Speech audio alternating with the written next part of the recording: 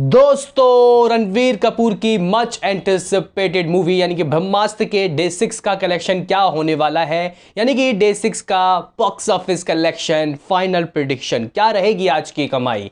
क्या ये दोस्तों अपने बॉक्स ऑफिस में वेडनेसडे के दिन रिस्पेक्टफुल डबल डिजिट कमाएगी?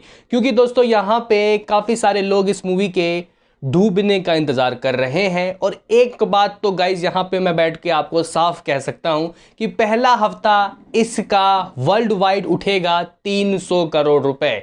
जी हाँ गाइज, 300 करोड़ रुपए इसका पहला हफ्ता उठने वाला है। और इस मूवी ने अब तक अपने 5 दिनों के बॉक्स ऑफिस में 268 करोड़ 268 करोड़ रुपए का ग्रॉस वर्ल्ड वाइड कलेक्शन कर लिया है। और कल ही के दिन यानी कि ट्यूसडे के दिन इसने 21 करोड़ 21 करोड़ रुपए अपने वर्ल्ड वाइड बॉक्स ऑफिस से कमाए। तो आज का लगाएंगे प्रेडिक्शन, शोज काउंट, ऑक्यूपेंसी, सभी के ऊपर बात होगी। उससे पहले आपसे एक रिक्वेस्ट कि आप हमें सपोर्ट करें, चैनल को सब्सक्राइब कर लें ताकि आपको ऐसे ही और वीडियो मिलते रहे। तो करते हैं अपने इस वीडियो को शुरू, लेट्स स्टार्ट। दोस्तों, मैं आपको इसका आज का कलेक्शन यानी कि डे 6 का कलेक्शन बताऊं क्या हो सकती है। उससे पहले एक बार जरा नजर मारते हैं कि भाई ऑक्यूपेंसी किस तरीके की रही। दोस्तों, अगर हम लोग इसकी मॉर्निंग शोज की ऑक्यूपेंसी देखें तो लगभग 10% की रही, आफ्टरनून की ऑक्यूपेंसी लगभग 12% की रही और इवनिंग शोज की ऑक्यूपेंसी लगभग 16% की रही ऑल ओवर। मतलब ये कह सकते हैं कि ओवरऑल की गाइस ऑक्यूपेंसी है। अगर हम लोग सिटी वाइज ऑक्यूपेंसी देखें और शोज की बात करें तो मुंबई में दोस्तों इसकी इवनिंग की ऑक्यूपेंसी 16% रही, 16%, जो कल से कह सकते हैं कि 4-5% कम है। और आपको पता है डे वाइज थोड़े बहुत तो भाई परसेंट गिरते ही हैं। शोज 767 जगह 767 शोज है इसके पास। अगर हम लोग डे 1 से कंपेयर करें तो 3D शोज इंक्रीज किए गए हैं वीक डेज में। अभी गाइज अगर हम लोग दिल्ली एनसीआर की बात करें तो इसके पास 728 शोज हैं। इवनिंग की ऑक्यूपेंसी 20% की है, जो कह सकते हैं कि 2% कम है कल से यानी कि इसके ट्यूसडे से। अगर गाइज बात की जाए पुणे की तो 309 शोज हैं इसके पास और इसकी ऑक्यूपेंसी रही 15%। बेंगलुरु में 345 शोज गाइज इसके पास हैं, ऑक्यूपेंसी 13% की रही।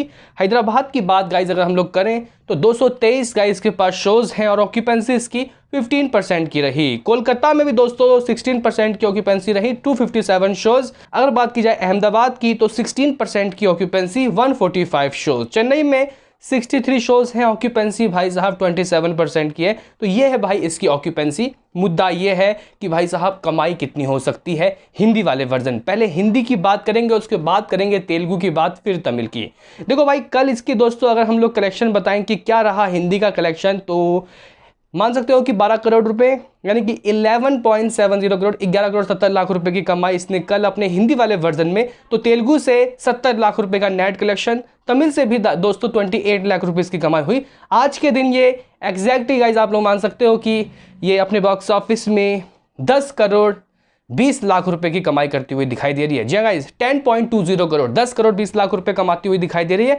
यानी कि 15% का कम जो कमाई है वो नीचे गिरता हुआ दिखाई दे रहा है, ड्रॉप हो रहा है, जो एक कह सकते हैं कि स्वाभाविक है। इतना तो होता ही है, इतना तो गिरता ही है डे वाइज। अगर दोस्तों हम लोग बात करें कि तेलुगु में कितनी कमाई हो सकती है तो मुझे लगता है कि दोस्तों अराउंड 60 लाख रुपए ये तेलुगु से भी कमा सकती है। जी guys, 60 lakh rupees on Telugu से ये नेट में कमा सकती है। यानी कि अगर हम लोग दोस्तों देखें तेलुगु या फिर तमिल, इनके जो कलेक्शन है वो ज़्यादा गिरते हुए नहीं दिखाई दे रहे। अगर दोस्तों मैं यहाँ पे अगर बात करूँ कि तमिल से ये मूवी कितना कमाते हुए दिखाई दे रही है तो अराउंड 25 लाख रुपीज़। जी गाइस, 25 लाख रुपीज़ ये अपने बॉक्स ऑफिस में ऑन तमिल से भी कमाती हुई दिखाई दे रही है as a net India.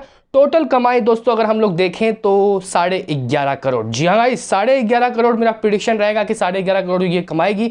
Evening की ऑक्यूपेंसी जैसे कि मैंने आपको बताया कि दिल्ली में काफ़ी अच्छी है, हैदराबाद में काफ़ी अच्छी है, चेन्नई में काफ़ी अच्छी है। अगर नाइट की ऑक्यूपेंसी भी सेम रहती है तो 11.5 करोड़ रुपए ये अपने बॉक्स ऑफिस में कमाती हुई दिखाई देगी। अगर दोस्तों ये 11.5 करोड़ कमाती है तो इसका जो कलेक्शन होगा वो एक्जैक्टली 165 करोड़ यानी कि 165 करोड़ रुपए नेट में ये कमा लेगी। जी गाइस, 165 करोड़ रुपए नेट इंडिया। और कहीं ना कहीं दोस्तों इसका ग्रॉस इंडिया आप लोग मान सकते हो कि अराउंड 180 करोड़ या 185 करोड़ समथिंग होता है, लेकिन नेट इंडिया ही देखा जाता है। और कई लोग बोल रहे हैं कि किसी के डाटा कुछ आ रहे हैं, किसी के डाटा कुछ आ रहे हैं। भाई साहब, ये जो कमाई है नेट इंडिया कलेक्शन ये हर जगह सेम ही आती है। वर्ल्ड वाइड ग्रॉस कलेक्शन में हमें ऊपर नीचे देखने को मिलता है। अगर हम लोग न्यूज़ पोर्टल देखें या फिर और किसी का वीडियो देखें, ऐसा RRR KGF के वक्त भी हुआ था, कुछ के आंकड़े ये थे, कुछ के आंकड़े ये, लेकिन नेट इंडिया सबके सेम रहते हैं।